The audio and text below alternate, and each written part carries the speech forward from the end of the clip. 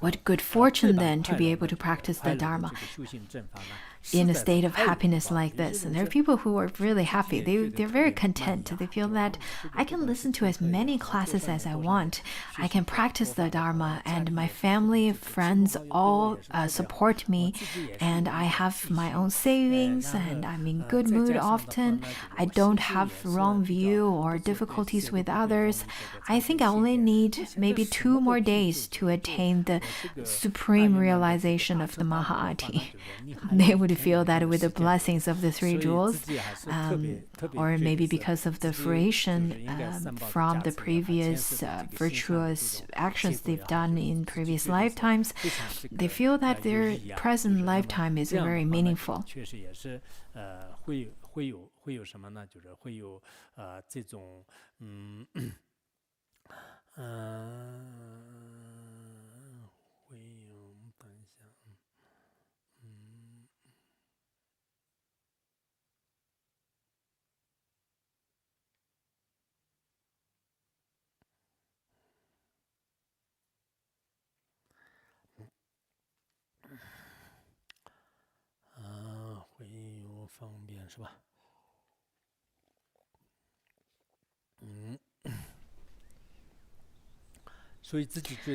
So from now on, in whatever way I can, since I have such good fortune,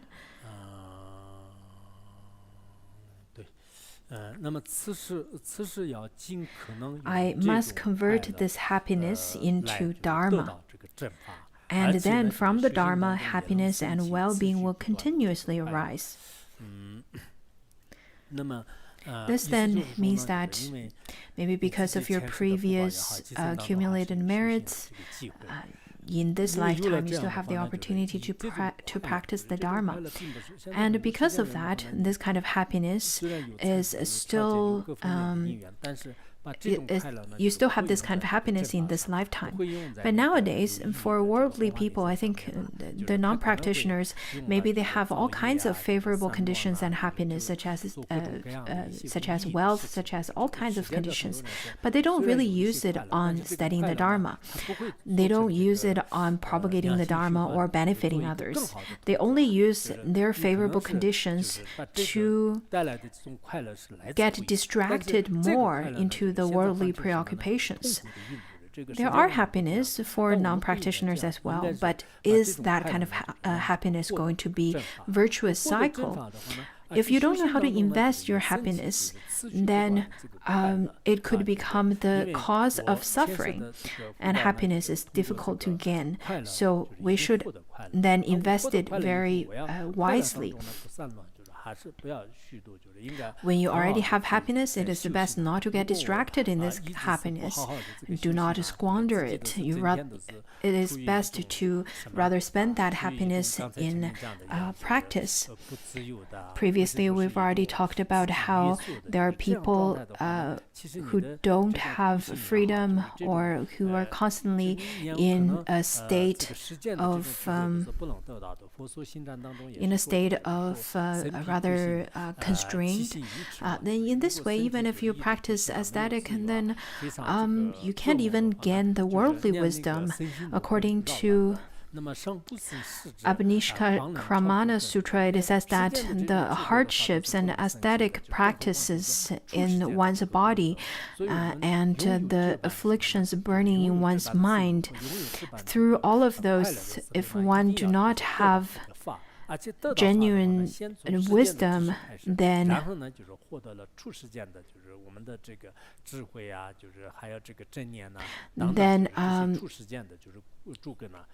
if you can't even have the worldly wisdom, then you can't gain the transmundane merits for sure. So you have to first of all have the freedom and happiness, and then once you have it, you should use that to study the Dharma. That's how I can train in making Dharma and happiness support one another.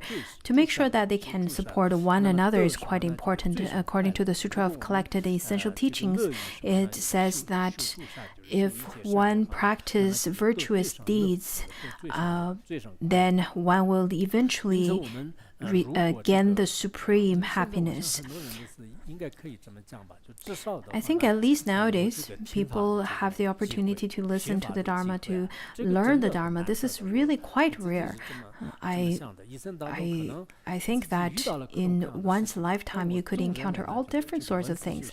But the most important of all, the most important merit of all is to have the opportunity to study and contemplate and practice the Dharma. And with the cause of this, then in the future you will definitely receive more happiness, because at that time then you will be able, the fruition of the previous merits will come to maturation, and then at the time you will have more opportunity to practice virtuous deeds again, which could lead to more happiness again. In such a way, it is a virtuous cycle. But without such kind of cycle, if you were to create devious or misdeeds first, then you will continue to suffer in samsara, and it's really meaningless. So when we have happiness, do not grasp onto it, but to use this happiness on the Dharma. I hope people who are sitting here,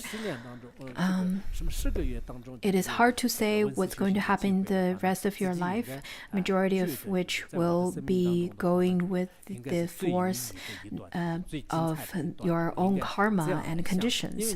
But in general, I think even if you have some opportunity in this year to listen to the Dharma, even if you have the opportunity to listen to the Dharma in 10 months or so, you should feel that, well, my life is really meaningful. This is the most meaningful and the most memorable part of my life. You should consider, you should think about it in such a way. When you have the opportunity, you probably don't know how to cherish it yet. Just as when your parents are still alive, you really don't feel their importance, but once they die, they passed away, you would feel that you must have been, you were really happy when your parents were still alive. So when you have this kind of opportunity to listen to the Dharma, you probably won't feel much about it, but when you don't have the opportunity, you probably would feel that, oh, I must have been very happy back then. And then it says that the main point to get here is that whatever happiness, whatever well-being comes our way, we must unite it with Dharma practice.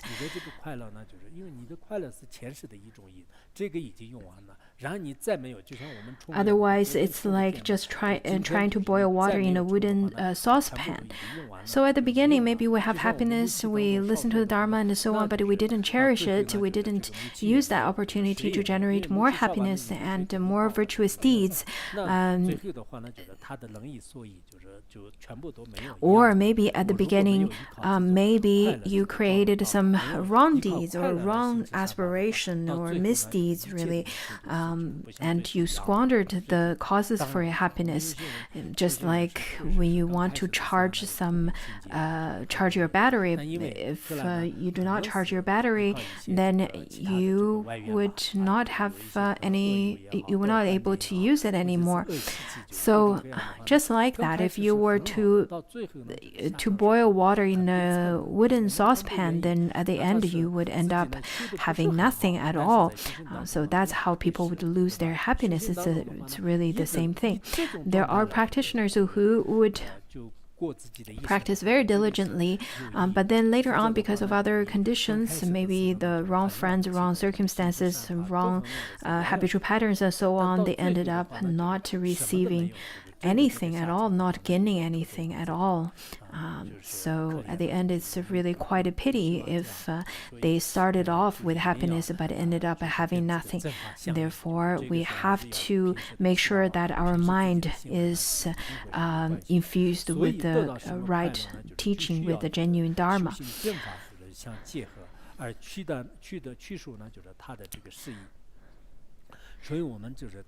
So when you're happy, for example,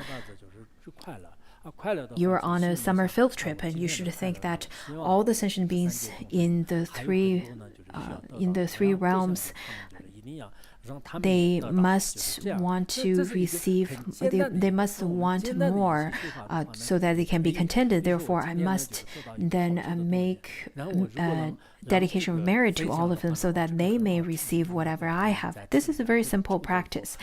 For example, you could think, oh, this stinky tofu tastes so good. Why don't you try it? So not only you would enjoy it, you can think of to share such happiness with others, with the sentient beings. If you feel a little bit stingy, however, just as some practitioners would say that I don't really want to give it to you, but I can visualize to give it to you. Is it really visualizing? Well, I can only visualize to give it to you. Is that really giving? So this is how to unite happiness to our practice. For example, if you're really happy today, just as how the previous master said that one should not squander the happy moment nor the suffering moment. What does that mean? It means that, first of all, when you're enjoying happy moments, you should think about if you are using this opportunity to practice the genuine Dharma. When you're happy, you should contemplate that this happiness is very impermanent, and this happiness is bestowed by the three rules. And I would like to also share this happiness with all the sentient beings in such a way that you won't squander the happiness, but you would have more happiness. So you shouldn't waste the suffering experiences in any ways either, because even if you are going through very difficulty sufferings, if you were to complain and so on, then this kind of suffering would be wasted. But if you were to practice or use the suffering as a practice, and just as the previously stated in this text, thinking that I'm suffering a lot, the sentient beings in this samsara is suffering a lot, I really wish them could attain enlightenment as soon as possible. And if someone would give you a needle shot, and you would first of all think it's very scary, it's painful, and then at that moment you can think that, okay, may I receive all of the suffering coming from all the sentient beings, and in this way the suffering and pain from a needle shot would not be squandered. When people are happy, they would laugh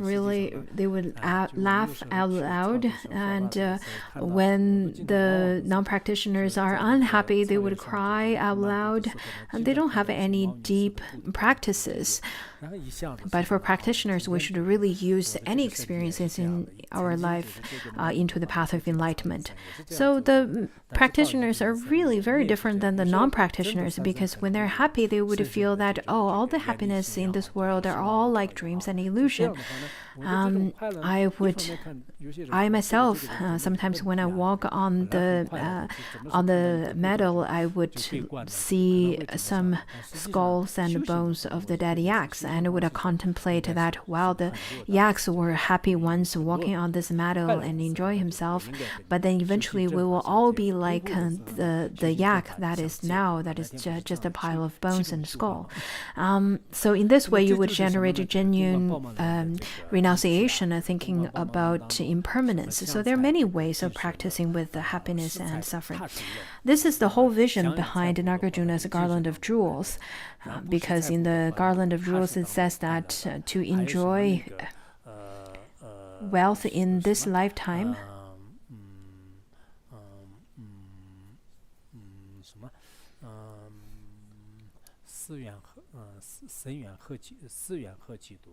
and to offer your your wealth to the others, you will enjoy the happiness in other lifetimes.